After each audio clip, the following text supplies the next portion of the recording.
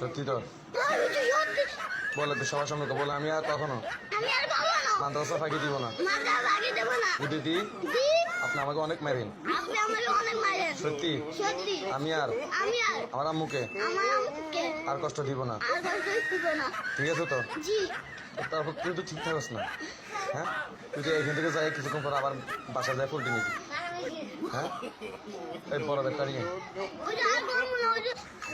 ব্যাগটা নিয়ে কার কসম, কার কসম?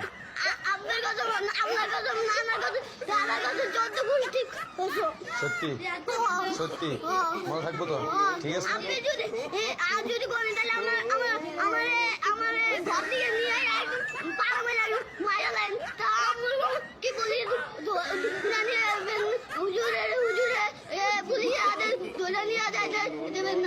ঠিক আছে, কথা দিছিস তো আমার, হ্যাঁ? মনে থাকবো তো, ঠিক আছে।